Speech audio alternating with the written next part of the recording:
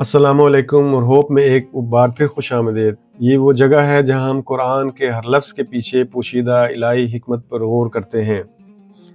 اس قسط میں ہم التعبیر القرآنی یعنی قرآنک ایکسپریشن کے گہرے اور معنی خیز نکات کے ساتھ اپنے سفر کو آگے بڑھاتے ہیں۔ ایسا سفر جو یہ آشکار کرتا ہے کہ قرآن کریم کا ہر لفظ کس طرح الہی حکمت اور کامل توازن کے ساتھ اپنی جگہ رکھا گیا ہے۔ آج ہم قرآن کی فصاحت و بلاغت کے ایک نہایت لطیف مگر حیرت انگیز پہلو پر ٹھہرتے ہیں، اور وہ یہ کہ آخر قرآن کبھی ایک صرفی سیغے یعنی مارفولوجیکل فارم سے دوسرے صرفی سیغے کی طرف کیوں منتقل ہوتا ہے۔ قرآن مجید میں بعض اوقات ایک خاص سیغہ استعمال ہوتا ہے اور پھر کسی اور مقام پر اسی معنی کے لیے دوسرا سیغہ اختیار کیا جاتا ہے۔ یہ سب سیاق و سباق اور مطلوب و مفہوم کے عین مطابق ہوتا ہے۔ قرآن میں سیغوں کی تبدیلی کبھی اتفاقی نہیں ہوتی۔ ہر تبدیلی یقین اور جستجو کے فرق کی عبوری کیفیت اور حتمی اعلان کی عمل اور حقیقت ذات کی عکاسی کرتی ہے۔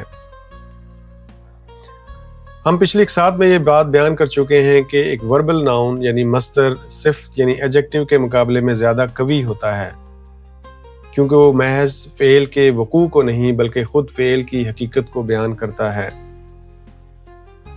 یہاں ڈاکٹر فاضل السمرائی ہمیں قرآن مجید کی ایک نہایت خوبصورت مثال کی طرف متوجہ کرتے ہیں۔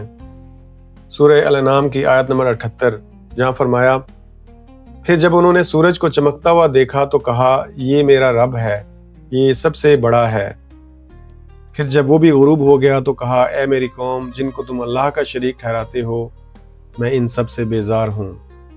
اور اسی سے ملتا جلتا ایک اور بیان سورہ زخرف آیت نمبر 26 میں بیان ہوا، جہاں فرمایا، اور یاد کرو جب ابراہیم علیہ السلام نے اپنے باپ اور اپنی قوم سے کہا، میں ان سب سے بالکل بیزار ہوں جن کی تم عبادت کرتے ہو، سوائے اس کے جس نے مجھے پیدا کیا، وہی یقیناً میری رہنمائی کرے گا۔ اب ذرا غور کیجئے کہ یہاں تعبیر بری سے براء کی طرف منتقل ہو گئی، یعنی صفہ مشبہ سے مصدر کی طرف، اور پھر دونوں سیاق و سباق کے فرق کو دیکھیے۔ سورہ الانعام کی آیت میں حضرت ابراہیم علیہ السلام تعجب، تلاش حق اور فکری جستجو کی کیفیت میں ہیں۔ ابھی وہ معرفت الہی کے مقام یقین تک نہیں پہنچے تھے۔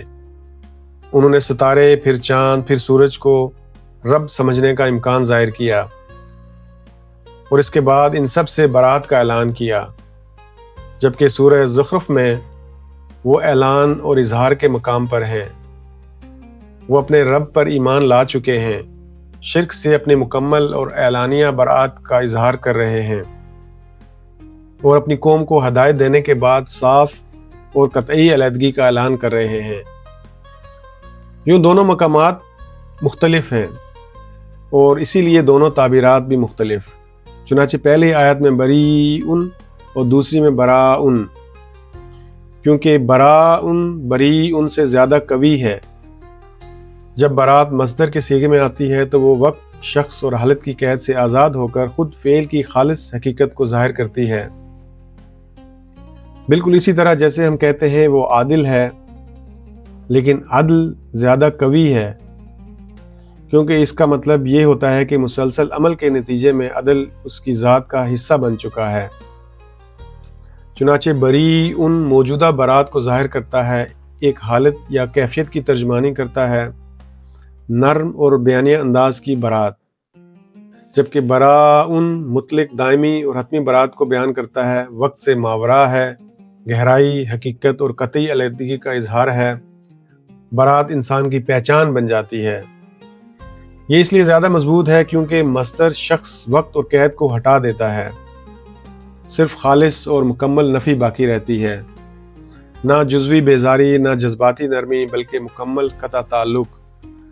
یوں بریء کا مطلب ہوا میں برات اختیار کر رہا ہوں، جبکہ براء کا مطلب ہوا برات ہی میری پہچان ہے، یعنی عارضی موقف سے مستقل شناخت تک، لمحاتی کیفیت سے دائمی حقیقت تک۔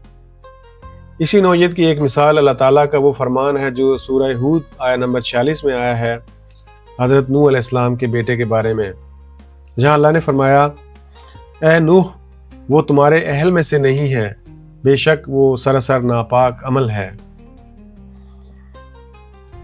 یہاں یہ نہیں فرمایا کہ وہ برے اعمال کرنے والا ہے، بلکہ فرمایا وہ خود ناپاک عمل ہے، یعنی اس کی ذات گویا سراسر عمل بن چکی ہے اور اس کی حقیقت میں کوئی صالح پہلو باقی نہیں رہا۔ اسی طرح سورہ زخرف میں برات کا انداز زیادہ قوی ہے۔ پھر دیکھیے کہ اس قوت کو تاکید کے ذریعے مزید مضبوط کیا گیا، جہاں نون التاکید اور نون وقایا دونوں جمع ہو گئے۔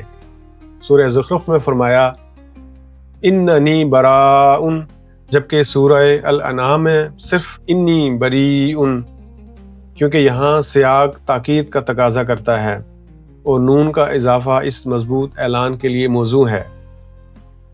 ذرا اس تعبیر کی خوبصورتی اور باریکی پر غور کیجئے کہ قرآن ایک کامل فنی تصویر یعنی آرٹسٹک ٹیبلو کی مانند ہے، جس کا ہر جز اپنی جگہ مکمل، ہر لفظ نپا تلا اور ہر اسلوب اپنے مقام کے مطابق ہے۔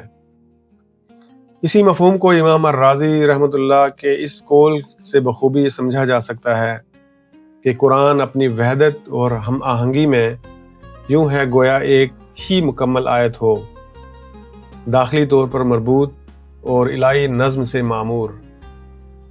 قرآن میں گرامر کبھی اتفاقی نہیں ہوتی، کوئی صیغہ حکمت کے بغیر نہیں بدلتا۔ لہذا جب ہم قرآن کی تلاوت کریں تو صرف یہ نہ سنیں کہ وہ کیا کہتا ہے، بلکہ یہ بھی سنیں کہ وہ کیسے کہتا ہے، کیونکہ اسی آہنگ میں ہم وحی کی زندہ دھڑکن اور اللہ کے ابدی کلام کا سکون بھرا جمال دیکھتے ہیں۔ ہوپ کے ساتھ جڑے رہنے کا شکریہ۔ ہمارے ساتھ رہیے جیسے جیسے ہم التعبیر القرآنی کی لازوال عظمت کو دریافت کرتے چلے جاتے ہیں۔ والسلام علیکم ورحمۃ اللہ وبرکاتہ۔